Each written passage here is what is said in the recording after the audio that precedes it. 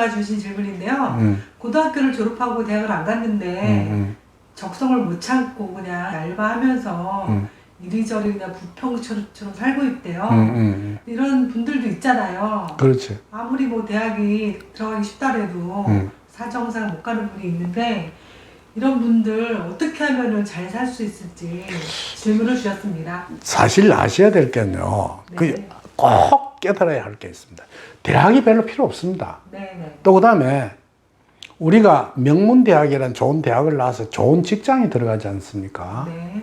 그러면 그 직장 생활 속에서 파묻혀가지고 부장까지 올라간다고. 그때는 남들이 와, 뭐 좋은 대기업의 부장까지 됐다고 좋다고 하지만 그 친구가 부장 이상이 될 때가 되면 보통은 40대 중반쯤 돼요. 네. 그리고 나한테 그때 이사로 못 올라가면 퇴직해야 돼. 그럼 할 일이 없어. 강제 퇴직해야 되나? 그렇죠. 네. 왜냐하면 그게 부장의 생활도 그 영원한 게 아니거든. 네. 그럼 나와서 어중간하게 퇴직해 나와서 아무짝에도 못 쓴다고. 그러면 오히려 학벌이 없는데 본인이 노력해서 자기의 업을 만들고 무엇인가 자기의 길을 찾으면 그 영원히 간다고.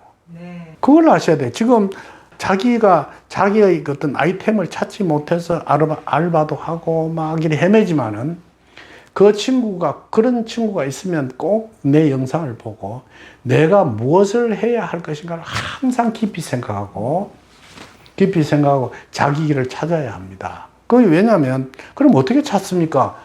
주역을 공부해도, 그것도 그 주역을 공부해도 좋지만 주역이 다 가르쳐 주는 건 아니고, 그 주역은 어떤 상징적인 것만 설명을 해놨어. 네. 그러면 어떻게 해야 되느냐 하면, 첫째, 많은 정보를 취득하라.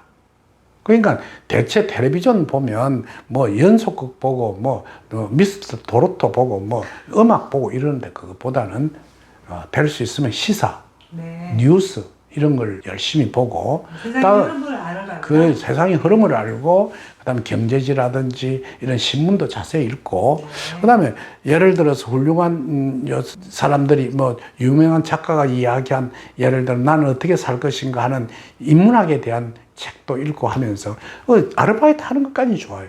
네. 그걸 읽어가면서 내가 무엇을 해야 할 것이라는 걸 확실히 깨닫도록 해야 됩니다. 그게 깨달아지면 예를 들어서 내가 앞으로 어떤 새로운 콘텐츠가 하나 생기는데 돈이 없단 말이에요. 그럼 돈을 만들고 자본을 만드는 길을 스스로 찾고 그렇게 열심히 해가는 어떤 자기의 기력이 있는 사람은 사실은 여자들도 그런 사람을 좋아해요. 그렇죠. 비전이 있는 사람, 네. 무엇인가 어부정하게 이래도 좋고 저래도 좋고 하는 사람보다는 무엇인가 학벌이 이런 게 다 소용이 없다고. 네. 나는 대학을 갔을 때 제일 기억에 남는 게 그 이제 제 1학년을 프레시맨이라 하거든요. 1학년 때 제일 첫 강의에 교수가 들어와서 한단 말이 여러분들은 대학생입니다. 대학은 취직을 좋은데 하기 위해서 들어온 것이 아닙니다. 내가 무엇을 어떻게 살아야 할 것인가를 찾으러 들어온 것입니다. 네. 그러면 대학을 나온 사람이 농부가 되어도 좋고 건설 현장에서 한마디 요새 말하면 노가다를 해도 좋은데 네. 대학 그러니까 머릿속에 교양이 들어있는 사람이 하는 것하고 그냥 하는 것하고 다릅니다. 그러니까 이 속에서 내가 평생을 어떻게 살아가야 할 것인가의 사상을 배우고 그 이념을 확립하는 것이 대학의 과정이라고 생각하십시오. 이러더라고. 네. 근데 요즘은 선전하는 것이 우리 대학은 취업률 100%입니다.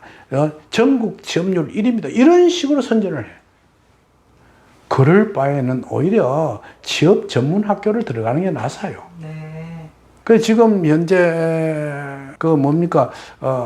킬러 문항을 가지고 파장이 일어나서 난리가 났는데 네, 난리가 났어요, 선생님. 그거 부모님들이 참 잘못 생각하고 있는 거예요. 네, 네. 왜냐하면 그 아들이 예를 들어서 엄청 투자를 해서 서울대학이나 좋은 대학을 갔다고 합시다. 네. 가서 취직을 했는데 자기가 원하지 않는 일을 만일 하게 되면 그 애가 영원히 불행해요. 네. 제가 그 어떤 병원에 가보니까 의사 하나가 굉장히 그 인상이 찌부러져 있어. 막 환자를 보는 눈도 그렇고. 그래서 내가 살살 달래서 물었어. 그 젊은이한테. 그러니까 네. 선생님 내가 정말 이거 병원에 나오는 소독 냄새, 이 환자 신음소리 이게 듣기 싫다는 거예요. 근데 왜 의사가 돼서 하니까 내가 공부를 좀 잘했는데 우리 어머니가 계속해서 의사가 돼야 한다는 바람에 그래 의사가 돼서 지금 인턴 과정을 하고 있는데 그 애는 의사로서의 생활이 평생을 어렵게 할 것이다 말이에요. 그러고 하셔야 될 게 있습니다. 의사가 제일 좋은 게 뭐냐 하면 월급을 한 달에 한 1,000몇백만 원씩 많이 받는 것 그거밖에 없어요. 그런데 1,000몇백만 원 고소득층에 올라가면 그거 많이 받는 거 아닙니다. 그거 많이 받는 거 아니라고요. 네.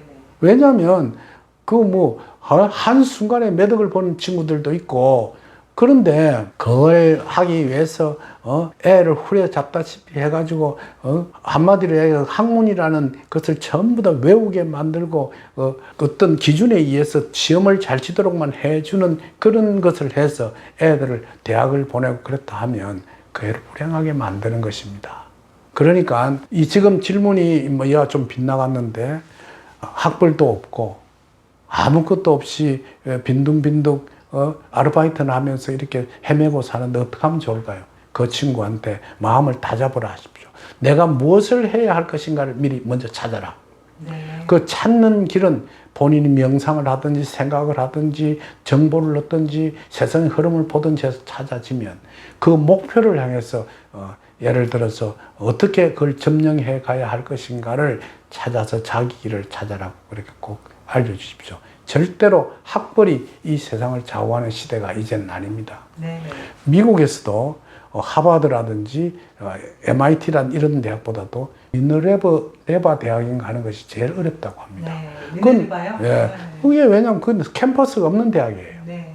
전 세계를 다니면서 한 해는 한 학기는 런던에서 한 학기는 모스크바에서 이런 식으로 4학년을 공부하고 난 후에 마지막 강의를 하면서 예를 들어서 마치는 학교인데 거기 지금 현재 하버드보다 더 들어가기 힘들다거든요. 입시 문제가 매년 틀리대요. 네. 네. 그리고 또 한 가지는 앞으로 대학이 없어집니다. 왜냐하면 전부 인터넷 강의를 하기 때문에 네. 그렇게 학벌을 너무 중요하지 말길 바랍니다. 그래요. 네네. 그 분께서 선생님 말씀 참고하셔가지고 자신의 길을 먼저 찾는 훈련을 좀 하셨으면 좋겠네요. 선생님 감사합니다.